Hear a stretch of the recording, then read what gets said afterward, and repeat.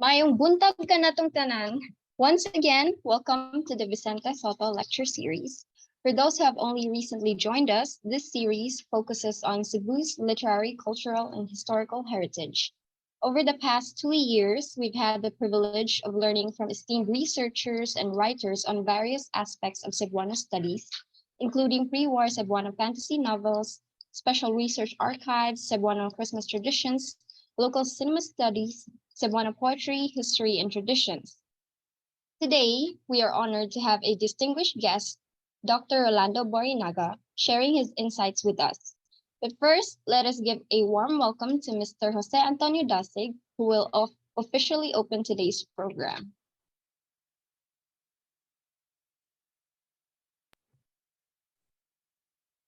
Good morning, ladies and gentlemen. A warm and heartfelt welcome to each and every one of you. As we gather here today for the sixth installment of the Vicente Sotto Lecture Series 2023, organized by the Cebuano Studies Center of the University of San Carlos. To give you a bit of background, the Cebuano Studies Center at its heart is a center for research on all aspects of Cebuano culture. It functions as a special library to house various source materials pertaining to Cebu, as well as the predominantly Cebuano-speaking areas in the country. It is also a research center devoted to studies pertaining to Cebu, specifically in areas of the humanities and social sciences, while also acting as a special office assisting in the promotion of Cebuano culture and the arts.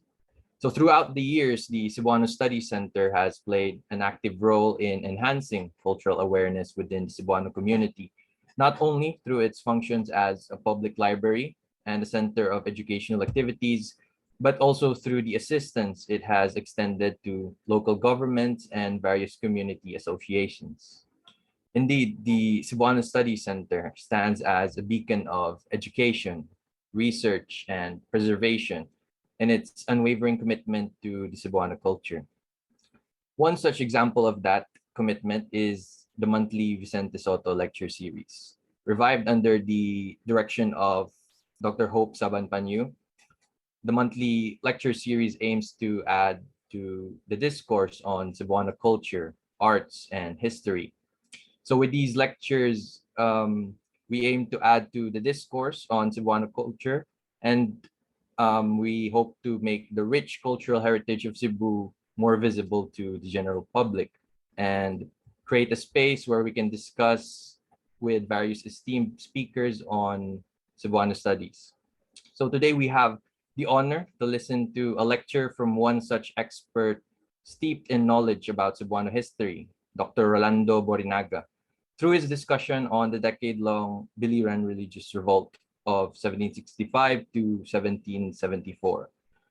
Given that history provides invaluable insights into cultural heritage, it is our hope that through this lecture, you, our dear participants and viewer, may gain a deeper appreciation for Cebuano culture and identity. So with that, on behalf of the Cebuano Studies Center, I welcome you all today. Thank you. Thank you, Mr. Dasig, for that very warm welcome.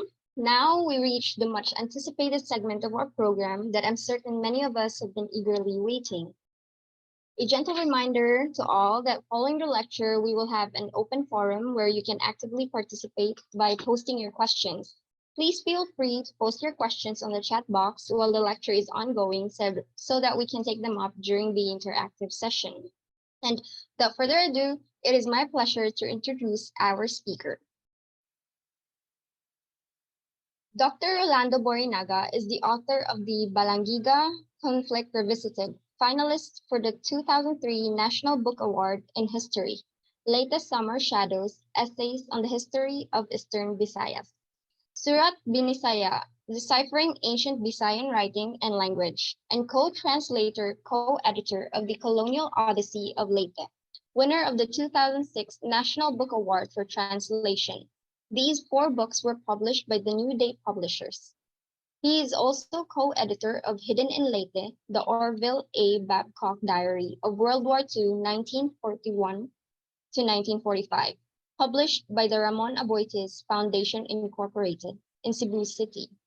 He is a lifetime member of the Philippine National Historical Society, where he is also a member of the editorial advisory board of the Journal of History and has edited recent issues of the journal. He served as Visayas representative in 2014 to 2016 and 2017 to 2019 in the National Committee on Historical Research of the National Commission for Culture and the Arts, and functioned as secretary of the NCHR Executive Council. He recently retired as full professor at the School of Health Sciences, University of the Philippines, Manila in Palo, Leyte. Please help me welcome Dr. Borrinaga. Thank you very much, Leah, for the generous introduction. Am I loud enough? Can you hear me? Hello. Yes, Doc. Okay. Okay, so let me share my slides for this presentation. Okay. So my presentation is about the Biliran Religious Revolt in 1765 to 1774.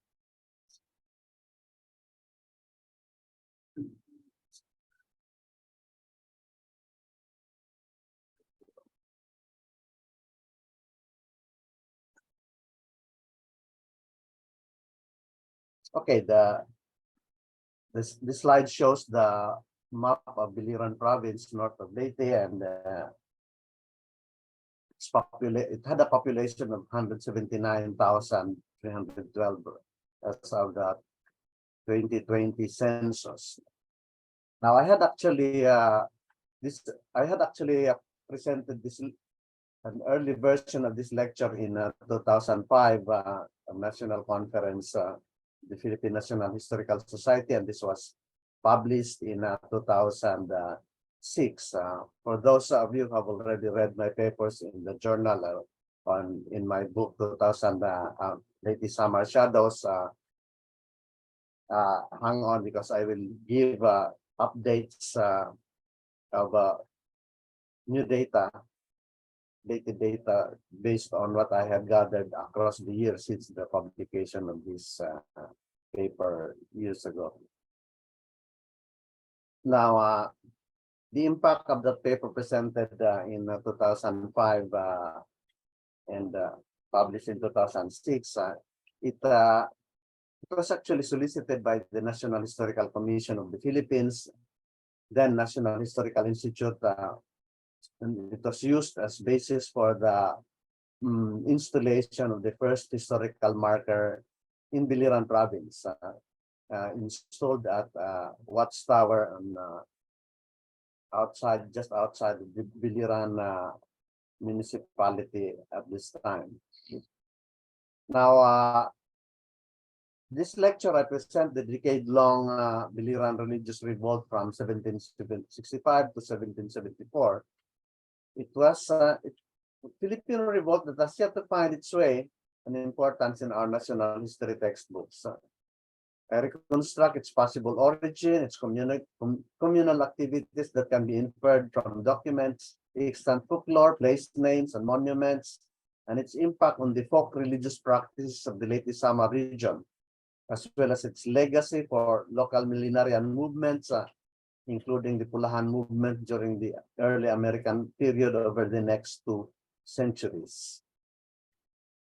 Now, the Biliran Religious Revolt had a historical parallel in Paraguay in post-1750s. Till the 1760s and 1770s, in world history is called the Age of Reason. And the event in the Philippines actually happened around the time of the French Revolution in Europe and the American Revolution in the United States, late 1770s. Now, the historical parallel in Paraguay was in South America was featured in a movie, the Mission in 1980s movie, Mission starring Robert De Niro and Jeremy Irons. And if you notice here, this watchtower, the Biliran watchtower, and this one of similar shapes. There are only I'm aware of only two watchtowers in Spanish colonies that have similar shape. One is in Paraguay and the other is in Iran. Okay, the setting. The present island province of Biliran was known as Isla de Panama during the initial century of Spanish colonization, at least until 1668. This island was the site of the first large-scale Spanish shipyard in the country around 1600, which was ministered by the Jesuit missionaries stationed in Carigara, Leyte. Now, the photo here shows a miniature of the San Diego Galleon, famous San Diego Galleon, which I believe was actually built in the shipyard in Biliran. The change of names from Panama to Biliran occurred sometime between 1662 and 1712. This was probably a native ritual to waylay the destructive nature spirits in response to the speculated cataclysmic eruption of Panama volcano northwest of the island around 1669. The word Biliran, referring to a boat with protruding corners or edges, bilir or bilid, which is a native word for the curved angle, was probably a native label of the Spanish galleons and similar boats that were constructed on this island early that century. But Biliran could not replace barco or vapor as the term for boats. Biliran was created as a separate pueblo on September 10, 1712. Its poblacion or tax center was located in the village of Nasumbol, the present Sitio Ilaud, Barangay Caray-Caray of Naval Town. This circa 70 map of Biliran indicates the poblation's location here. Now, on a Google Earth, new Google Earth map, this is the original location of the population of Biliran and the Naval area. Now, among the events in Biliran history were the Moro raids. The year 1754 was the year with the most number of Moro raids in the Visayas in our history, and the raid on Biliran was highlighted, headlined by the Governor General in his report to the king. So he said that there entered the Pueblo Biliran numerous Moros who went by land along the little river of Anas. Thus, having reached the interior part of the mountain, they plundered the dwellings and wrought great devastation. They seized or captured many inhabitants, with the exception of the Gobernadorcillo, who managed to escape. They plundered and stole all the jewels and the church furnishings. They razed and destroyed all the planted fields along with all the houses, so much so that there was no place to live in or any plantations left to survive on. So I come from Naval Town, and I had traced. I'm very familiar with this place, and I have tracked the path of the Moro raid based on the description in 1754. And for those from who are from Naval, the mouth of the Anas River, south of the town, has transferred over the centuries to 4 kilometers away from this to the north of the town. Nag-iba na ang mouth of the river, but its ancient traces are still there. Now, related to my paper was Padre Gaspar, the legend. In the barrios of Biliran Island, people were deeply devoted to Padre Gaspar. Many stories, legends, and narratives have been told about this figure, such that it was difficult to determine whether he was a real historical person or a simple legend and mythical figure. People still attributed all sorts of extraordinary feats to Padre Gaspar and could point to springs of unusually sweet-tasting waters struck out of rocks by the miraculous cane of this man long time ago. Some of the American Franciscan parish priests working on Biliran Island from 1957 to 1982 claimed that people still came to their convents to offer stipends for Catholic masses to be said for the repose of the soul of Padre Gaspar. Still others prayed to him and begged for favors and sought his intercession. Now, sometime in the mid-1970s, while scouring the catalog index files in the Philippine National Archives for documents on the history of Leyte-Samar, Father Cancius Kobak, OFM, chanced upon a document pertaining to Padre Gaspar. It was his appointment paper as parish priest of Biliran.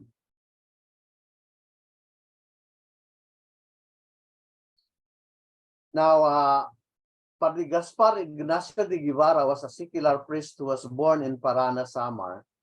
Was presumably a Spanish mestizo, and his family name Ignacio from San Ignacio de Loyola, the founder of the Society of Jesus, suggests that he was baptized and grew up under the influence of the Jesuit missionaries who served the islands of Samar and Leyte from 1595 until the expulsion from the Philippines in 1768. For many years, I thought his family name was de Guevara based on our current arrangement of names in the Philippines. A few years ago, I realized that in the Spanish style, the family name follows the baptismal name and the mother's surname is at the end. So his family name is in fact Ignacio, and de Guevara would have been his middle name in our time. The removal of Biliran Pueblo from the coverage of the Jesuit missions and the assignment of a secular priest here was probably an experiment of the Diocese of Cebu in the secularization of the church, which had been developing in the Philippines since the time of Governor General Simon de Anda. This would result in a royal decree in 1774 that ordered the secularization of the Philippine church. Now, as a priest, secular priest was assigned to Biliran, I could, based on my research, I could associate Padre Father Gaspar Ignacio de Guevara with the introduction of an innovation, the novena sa mga kalag sa purgatorio. This was home-based with women as prayer leaders, mananabtan, mamaratbat in Waray, and community members as mananabat. Padre Gaspar basically revived the role of the Spanish Babaylanes, but this time using Christian rituals.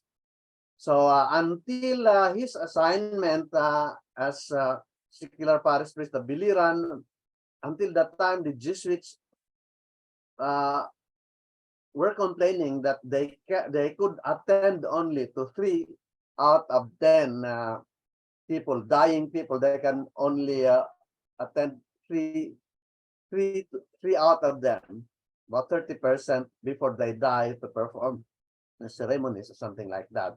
And so, but until that time, in 1760s, only males would perform ceremonies in church. And so it was Padre Gaspar who basically filled in a ritual gap death ritual gap in our culture, and fill this in with what the missionaries later, Franciscans and Augustinians later dismissed as babaylanes, who were revived by Padre Gaspar. Now it appears that Padre Gaspar was very much aware of the devastating 1754 Moro raids when he accepted the Paris assignment in Biliran Pueblo in 1765. When the Jesuits were expelled in 1768, among his first acts was the transfer of the population 10 kilometers away from Nasumbol in the present Naval Town towards the then forested foothills of the present Biliran Town beyond the present Barangay Canila and Barangay Hugpa, some 5 kilometers northeast of the town center. So the population transfer was presumably resisted by the residents of Nasumbol in the present Barangay Caray-Caray, who harbored bitterness towards Padre Gaspar afterwards. The old site was thereafter known as Binungtuan, or town, the past tense of Bungto, the Visayan word for town in verb form. Now this is Google Earth map, modern Google Earth map. This is Biliran Poblacion at present, and 5 kilometers to the northeast is the area where Binungtuan, where Padre Gaspar transferred the population in his time.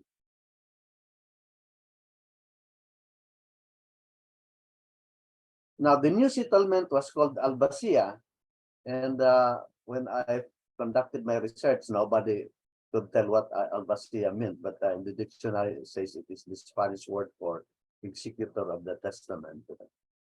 Now here, Padre Gaspar set up a sanctuary, enthroned himself in the chair of Peter with the royal throne in Biliran Island, and styled himself as the first among the priests of the world.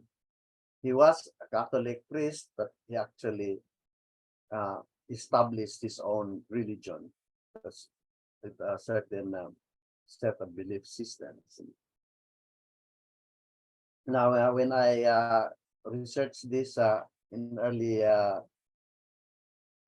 2000s, I reached only up to Canila. I could not yet reach the Albacia. I could only see Albacia in the distance. This was a photo I took at the time. Now in 2016, I was finally able to climb the shrine of Padre Gaspar. I had this photo from the top of the hill. Now this is the Padre Gaspar shrine on Albacia Hill. Now until the 1980s, there was no shrine here. There was only this stone, and because during the Franciscan years, they actually discouraged things like this to be developed outside of the church in town or in the barrios.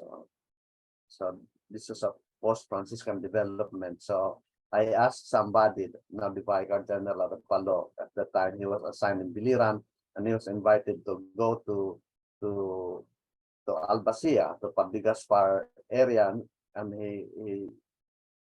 he asked kung sa may makita dito, and then he was only told me there was only this piece of stone. Later, I would ask some people from Biliran that during the 1970s, when treasure hunters went around, this stone was, in fact, they tried to dig up the stone for possible traces of treasures, something like that. So the development of this into a shrine with new displays of religious icons and images was a 1990s development. Now, this is the stone was actually the what was considered the Bato ni San Pedro, Saint Peter's Rock. And then this was apparently where Padre Gaspar held his audience at the time. This is on the top of the hill. But later pilgrims could not actually associate his message, but they still came and they did something fancy about this artifact. So until in the 1990s, somebody built this grotto as shelter for the offerings to Padre Gaspar, this grotto. But others built displayed other religious images, and somebody took fancy of this rock and in fact superimposed on it a small grotto with the image of the Virgin. Now, churches until now were supposed to be the altar area facing the east, and the audience are facing the west. But the people who developed the shrine actually ignored the orientation of this rock, and then the other images here on the left are in fact does not follow the arrangement of this entire church chapel here does not follow the original prescription of east-west. This is the arrangement here is in fact north-south.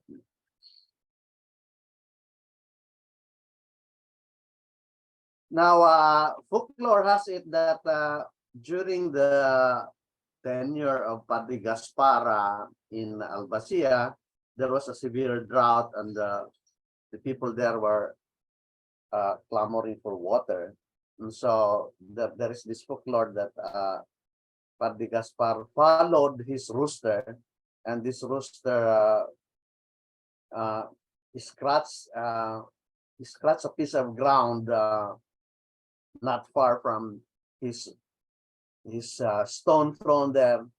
And then Padre Gaspar supposedly struck the ground, and there came forth water from that ground, and it became a spring that is supposedly of miraculous water that is maintained until this time. So I visited this contraption here with the spring water, Padre Gaspar's water, and then there's the cement contraption from where pilgrims could gather water for their own use. Okay. In terms of from historical documents, from his sanctuary in Albacia, Padre Gaspar spread his doctrines, granted indulgences, spread news of miracles in the Leyte-Samar region, recruited and sent out disciples to incite revolts, conferred sacred orders, gave out offices, legislated, and threatened those who opposed him. The source of these are some complaint documents sent by the Franciscans in Samar to their authorities. Together with an alcalde mayor, governor that he appointed, he also fought against the Franciscan friars in Samar and the Augustinians in Leyte. He ordained subdeacons and attracted a great number of followers, especially among the women. He was also cordially treated and sheltered by the alcalde mayor, the governor of Samar, which included Leyte until 1777, who also worked with him. Now, Padre Gaspar preached that whoever came to him for confession would do so only once. She need never come back, for all will be forgiven before the next confession was done. He also preached that the sacraments administered by the Franciscans and the Augustinians were not valid.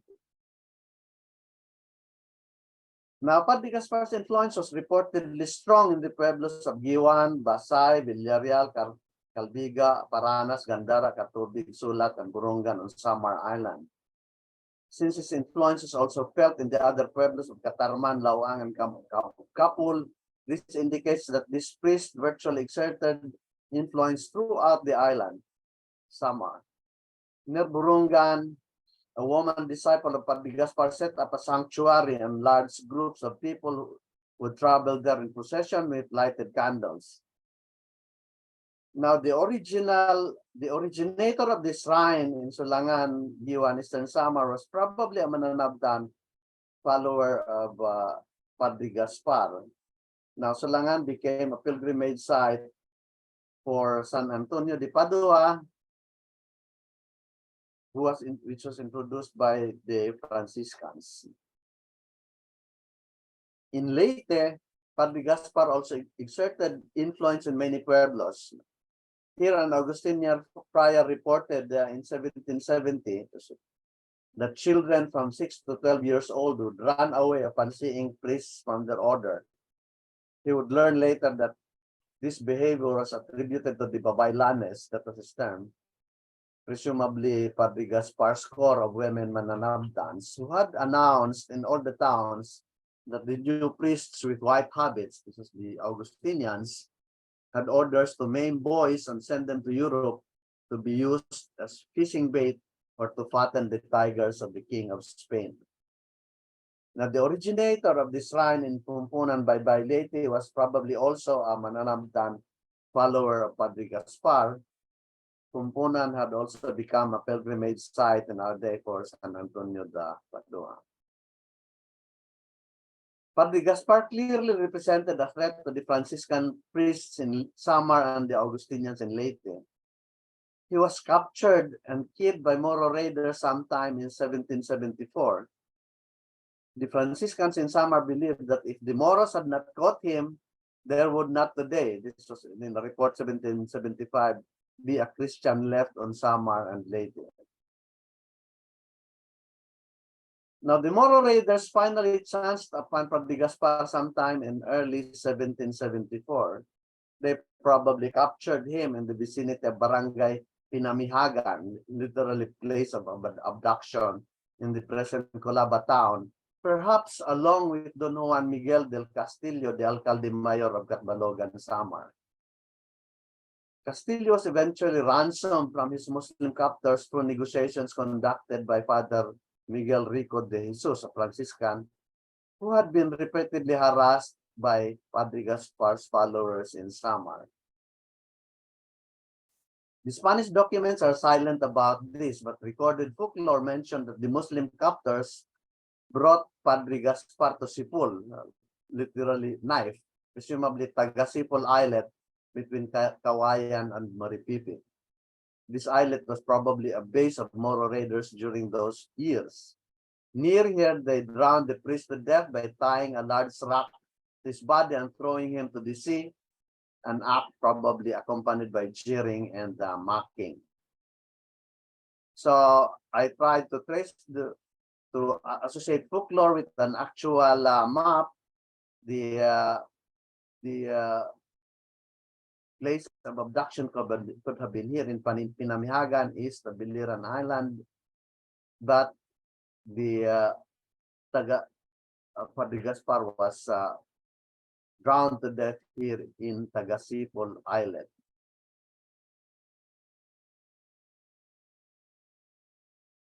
Now, after Padre Gaspar's capture, his followers in the commune presumably panicked. They apparently burned the commune structures in Albacia and around the watchtower and fled away. The burned areas were later known as Nasunugan. Now, with the later transfer of the population towards the south, Albacia became in turn another Binungtuan. Now, Biliran was restored as a parish on February 22, 1782 by the Diocese of Cebu.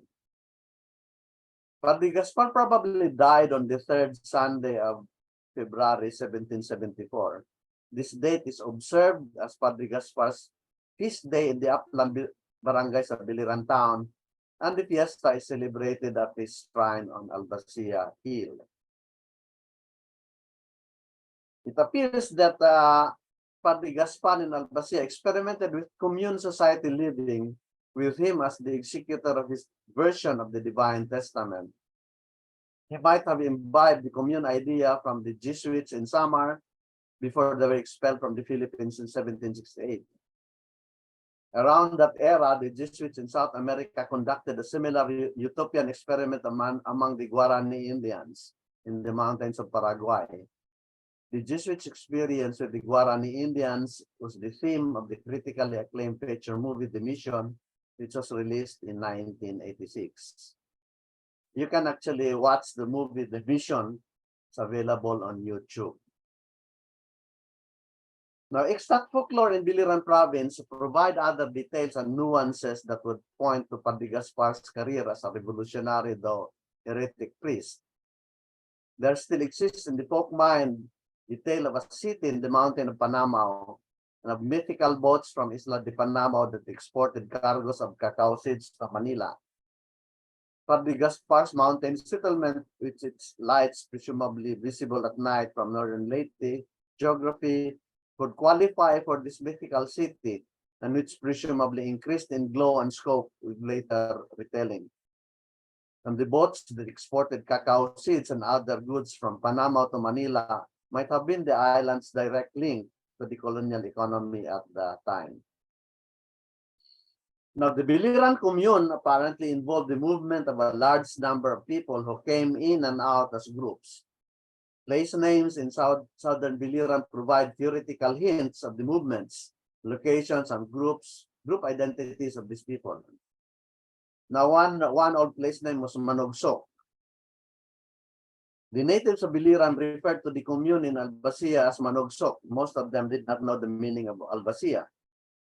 This name denotes the act of planting crops using a sharpened stick or pole to dig holes in the ground, into which the seeds of rice, corn, and other crops are dropped. It seems farming with the use of primitive methods was a main activity in the commune.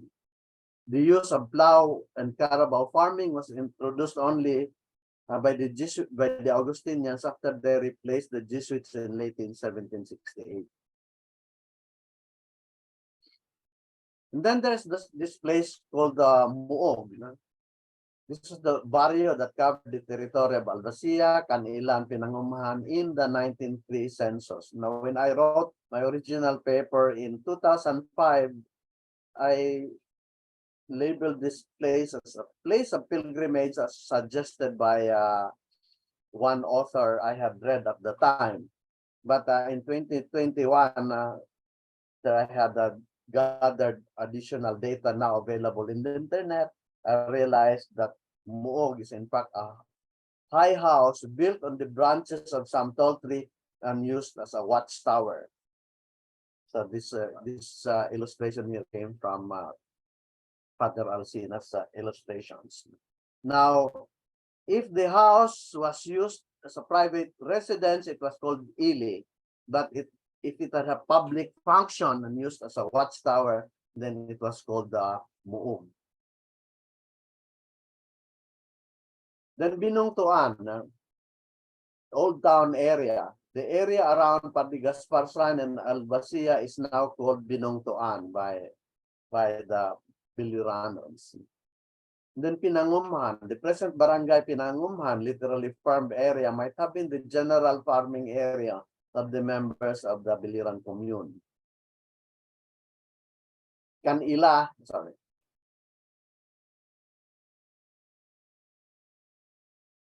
is the Spanish for cinnamon, a precious spice since Magellan's time. The tree is commonly known as kaningag in Visayan and is valued for its medicinal effect. The area presumably abounded in canila trees, which bark might have been collected as a trade item or used as medicine by commune members who were tambalans or traditional medicine men. And then there's this place called Hugpa. And when I researched about its meaning in 2005, a dictionary said it was a wild beast lair where wild animals stay. But in 2021, I found in the Sanchez dictionary that Hugpa is a place where there are many people in groups out in the field sowing, mowing, etc., in the church listening to mass sermon, etc., in the tavern, cockpit, etc.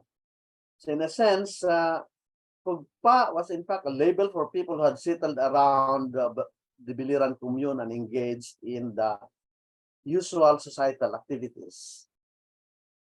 It's possible that Hugpa might have been the ancient Visayan word for society and not a resident, not an abode of wild animals.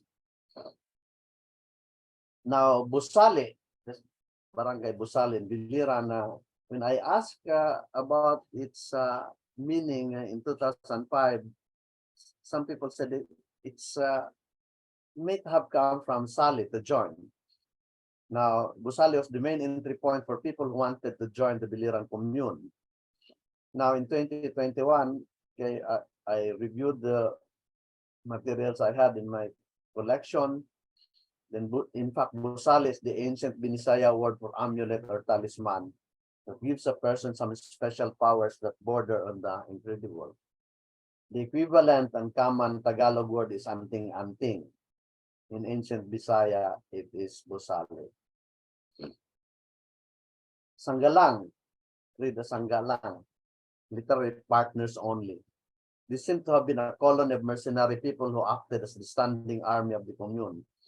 As partners with possible share of the trading bounty, they probably serve as Padre Gaspar's bodyguards and coercive force in harassing the Franciscans in Samar and the Augustinians in Leyte, and containing the independent threat from the Moro raiders that proud the Visayan seas. And then there was this Balakid. This village might have served as a checkpoint for the commune, might have been manned by mercenaries based in Sanggalang. And then there is Ulita. This coastal village might have been the special colony of women disciples of Padre Gaspar, led by somebody named Julita, who was probably ordained as high priestess. These women were probably the ones referred to as Babaylanes by an aggrieved Augustinian priest in Leyte. Now, the Julita in Biliran might have been the same woman that became the place name of the town in Leyte, Julita, Leyte. Then there's this word asog, which I basically reintroduced after seeing that in the ancient dictionary. It seems a colony of gay men, probably Babaylanes, themselves also joined the Biliran commune. They apparently settled in the coastal village now known as Barangay Asog in Caibiran town. Asog is the old Visayan word for the effeminate gay, bayot or bakla or something like that. But we had, in fact, an ancient word for that, Asog. The settlers of Asog might have received Padre Gaspar's blessing also, and then claimed that the nearby Tumalistis Falls, where they settled, was the source of the sweetest water in the world. Now, this the Biliran commune monument, where the marker was installed, and this is equivalent in Paraguay. Now, legacy of the Biliran Religious Revolt, revival of women religious leaders. During the Jesuit missionary years in Leyte-Samar, Spanish documents showed that religious worship was essential and all-male affair performed by the priest and his sacristanes. Padre Gaspar's radical innovations apparently put women at par with the priests in performing religious ceremonies and not just as ordinary worship participants. Since then, the women had exercised virtual monopoly as ritual leaders in performing novena prayers for the dead and for other religious purposes in the rural areas of Samar and Leyte.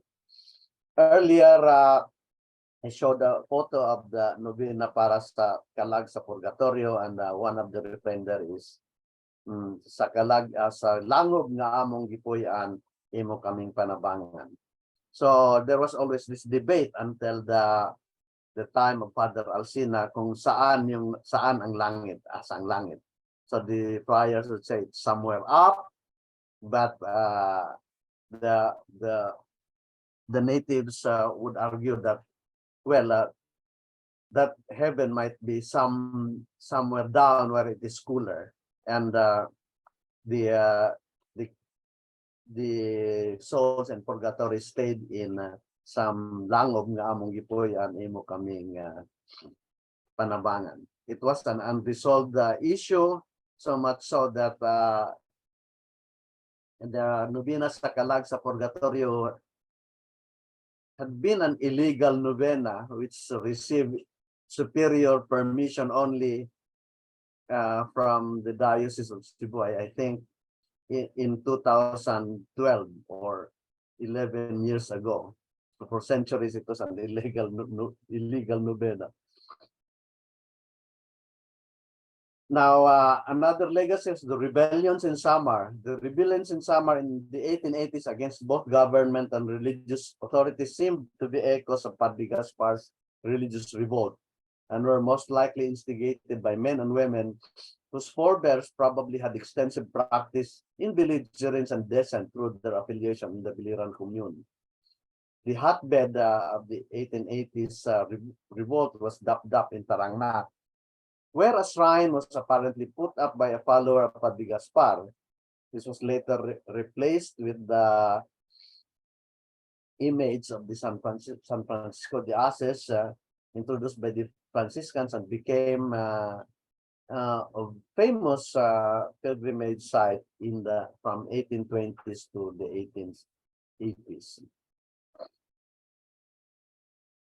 Now, refutes of the Pulahanes during the Philippine-American War, after the Filipino revolutionaries under General Vicente in Samar surrendered to the U.S. authorities in April 1902, the Pulahan rank and file among them refused to give up the resistance and fled in the direction of Biliran 1902.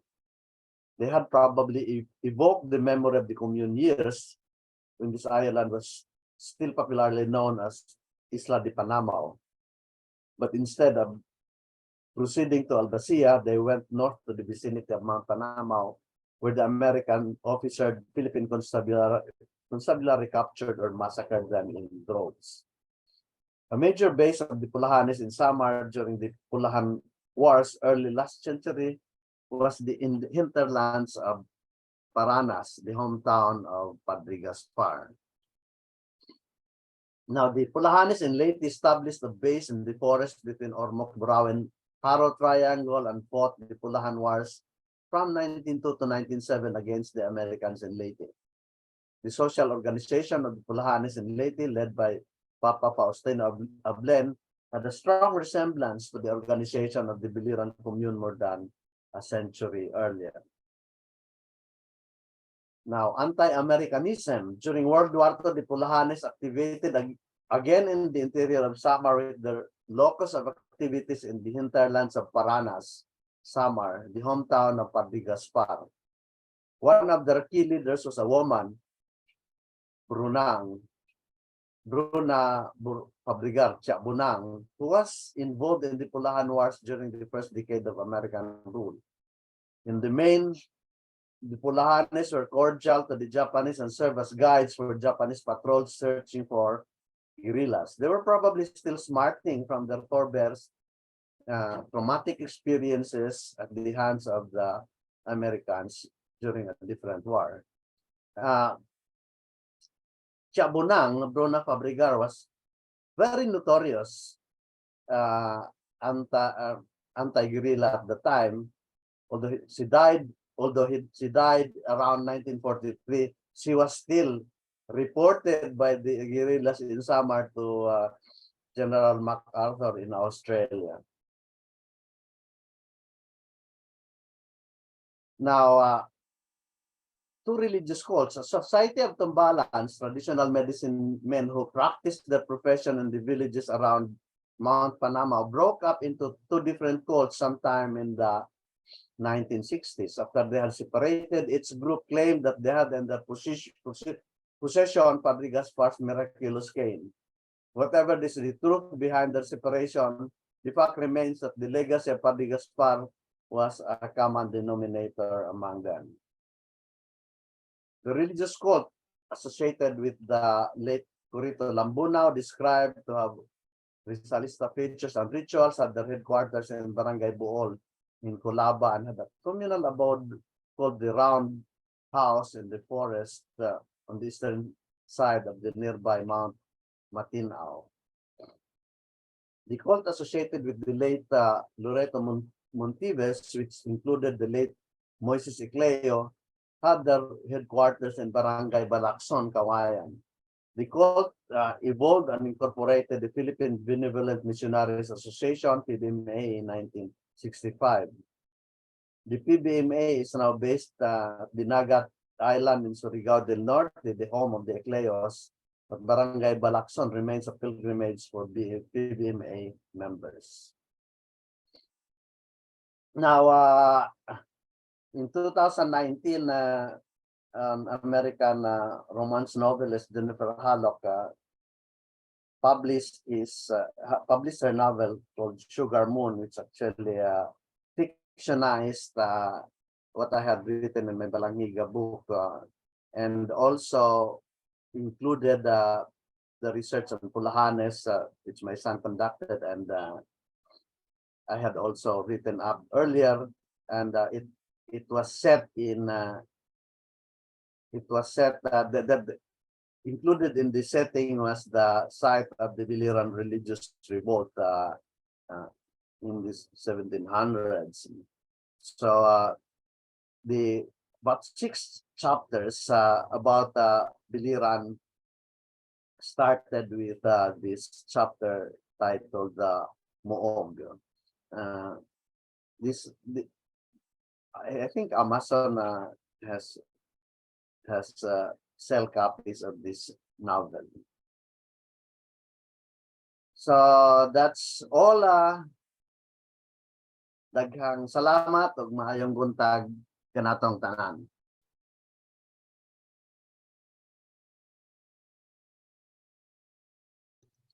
We have just witnessed an extraordinary lecture on the Biliran Religious Revolt from 1765 to 1774, an incredibly significant yet often overlooked chapter in Filipino history.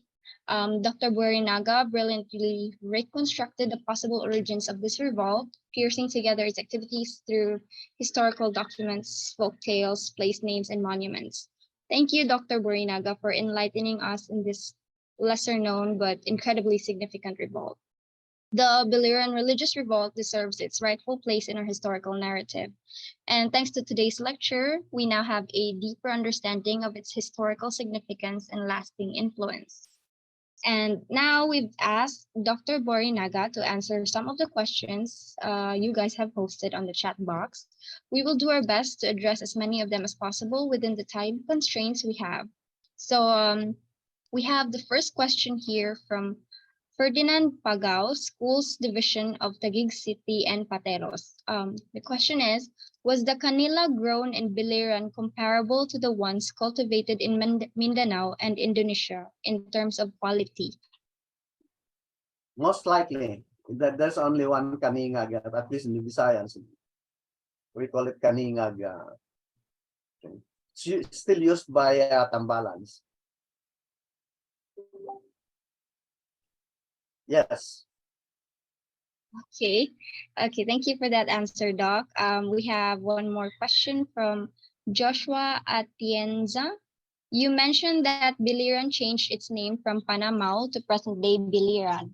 The motivation for the name change was the belief that it would dispel evil spirits. I know someone who received a name during childhood to ward off sickness. Is it an indigenous practice? At least it was an indigenous practice in Leyte-Samar. So in fact, that was the problem with some of my students in the School of Health Sciences, when the PRC started asking for NSO birth certificates.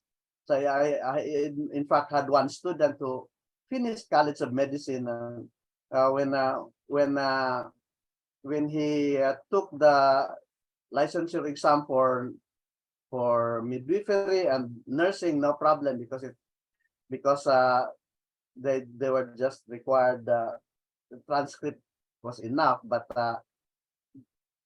after his medical studies at the time, I think 1990s, they were now required to get NSO certificates. Now, when he did not have an NSO certificate with his name, and at that time, if you had to correct your birth certificate in NSO, it would require some court hearings and years. So he basically could not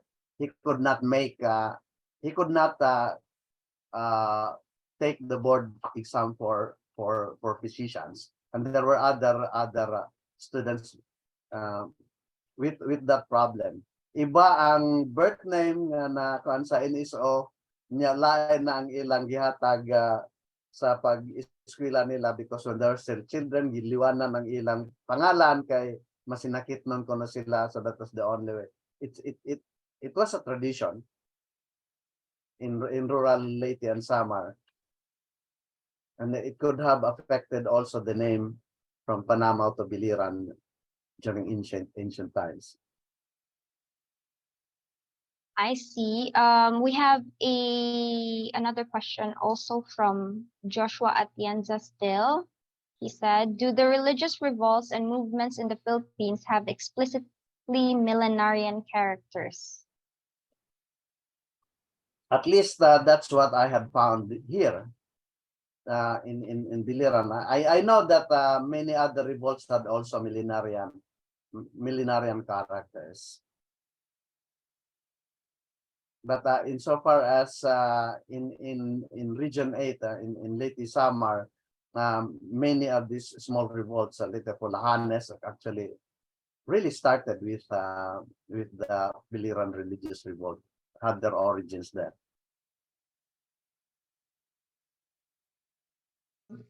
Okay, thank you for that answer, Doc Borrinaga. I have a personal question as well, since I read part of your abstract of the this lecture. So I've read that the Biliran Religious Revolt was overlooked in our history textbooks, but I want to know, why do you think the Biliran Religious Revolt has been overlooked in our history textbooks despite its significance? Well, I would say it's part. Actually, it was part of the movement at the time. So, for instance, in the recent months, I realized that the Jesuit era history of Leyte-Samar basically suppressed, and it's not found in the existing narratives.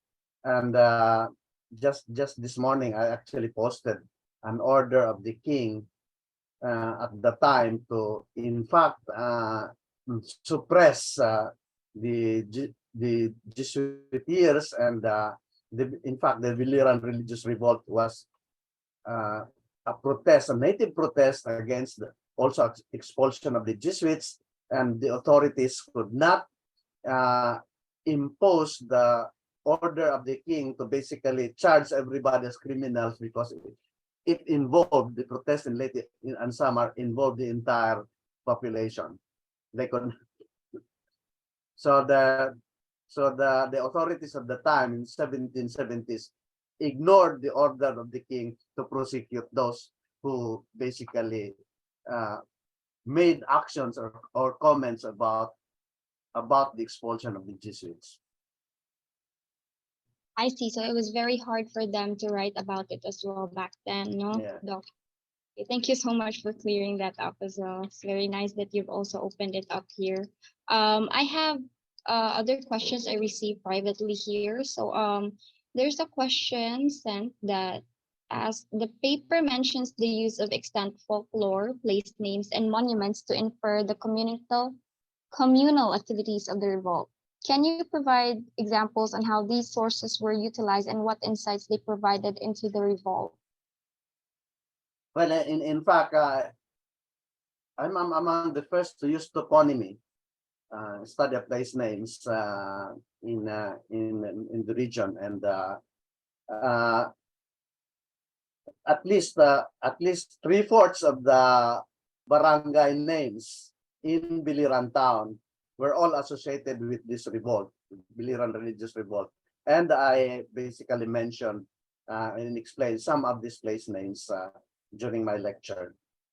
So it can be done also in many other areas of even Cebu or something like in many other areas of the Visayas. If you go into the study of place names, you'd find out that certain place names are associated with some famous events in these towns. What I have given here as an example is the case of Biliran, as related place names related to Biliran Religious Revolt. Okay, thank you. So we have a question from Jose Antonio Dasig. Would Padre Gaspar's innovations be considered an early form of women empowerment? If so, in what ways have his innovations improved the standing of the Filipino women during the time? Well, among the first acts of the missionaries when they came to the Philippines with the Legazpi expedition was in fact to suppress the Babaylanes, burn the materials and things like that. Parang basically to suppress them, remove them from the scene. Now, what Padre Gaspara in this time, what he did was basically to reinstall the women as worship leaders. They were in fact labeled by the Augustinians as Babaylanes, and they are still worship leaders until our time. It really started around 17, the Biliran Religious Revolt, when the ancient Babaylanes regained their stature as at least worship leaders in society.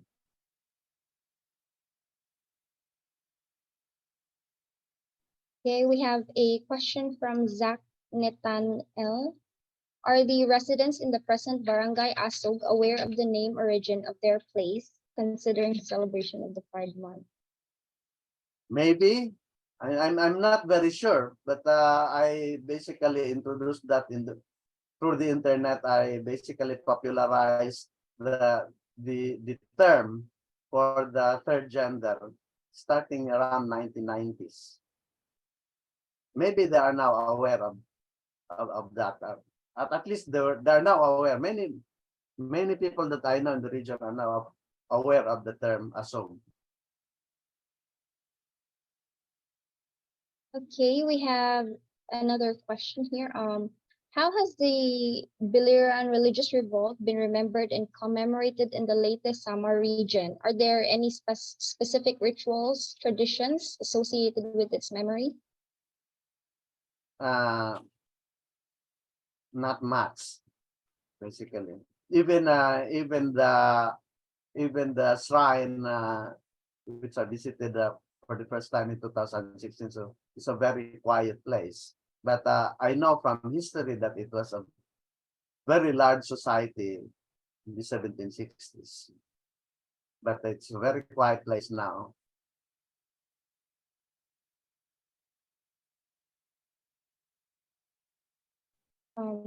Thank you so much, Dr. Borrinaga. Are there any other more questions in the audiences?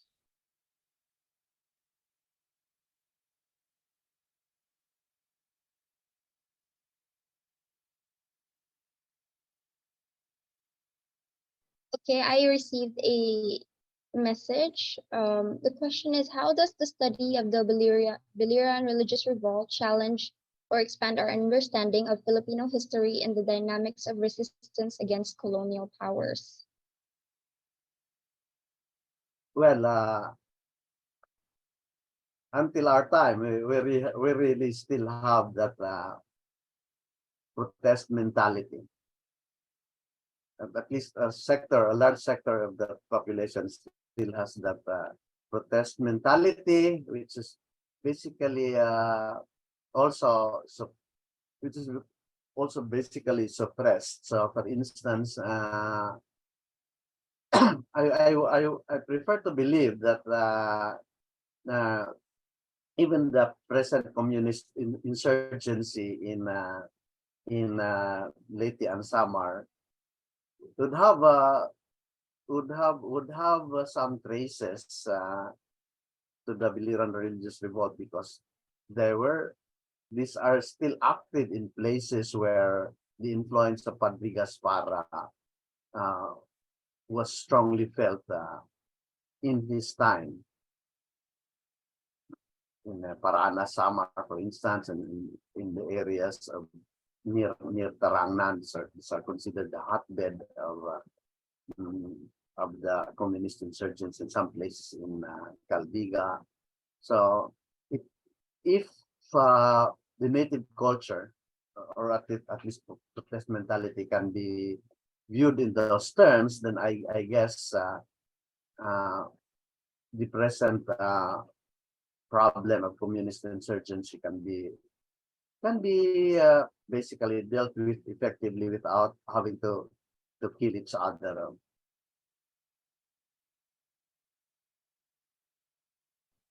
Okay, we have a question from Jobert Narte.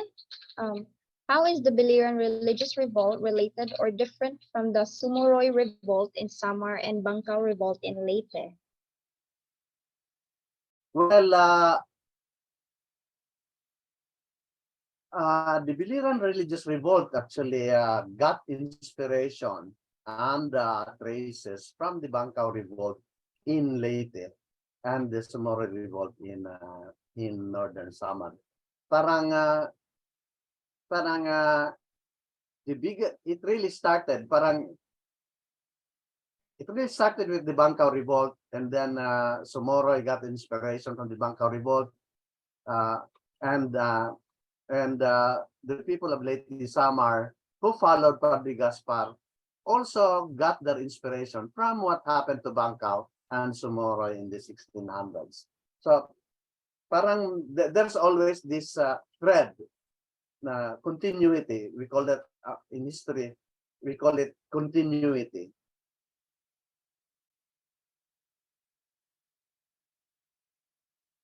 Okay, thank you so much for your answers, Dr. Borrinaga. And ladies and gentlemen, while we would love to address all of your questions, we regret that time constraint prevents us from doing so.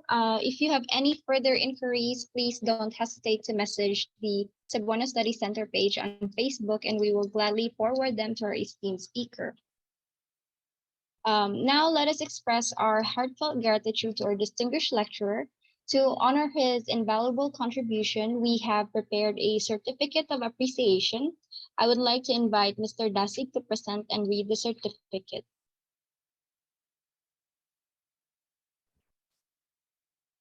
Hello again. Thank you, Dr. Borrinaga, for accepting our invitation and sharing your knowledge and expertise with our audience today. So to show our very humble appreciation, we'd like to present you with this certificate of appreciation. So for accepting our invitation, the University of San Carlos Cebuano Study Center presents this certificate of appreciation to Rolando O. Borrinaga for his lecture entitled The Biliran Religious Revolt, 1765 to 1774, during the Vicente Sotto Lecture Series 2023, given this 26th day of June 2023 via Zoom, signed by the Director of the Cebuano Study Center and the Vice President for Academic Affairs. We'd also like to award a certificate of participation to our very active and charming moderator, Ms. Leah Jean Cabrera. So this certificate of appreciation is given to Leah Jean F. Cabrera for serving as moderator during the Vicente Sotto Lecture Series 2023, number 6, entitled The Biliran Religious Revolt, given this 26th day of June 2023 by Zoom. Thank you once again. Thank you. Thank you for that, Mr. Dasig. And once again, thank you as well, Dr. Borrinaga, for your insightful contribution to the Vicente lecture series. And as we near the conclusion of this remarkable session, I would like to remind all participants to take a moment to fill out the evaluation form for your certificate of participation. The link can be found in a chat box below. And before we bid farewell, I would like to request all participants, if possible, to turn on their cameras for a group photo.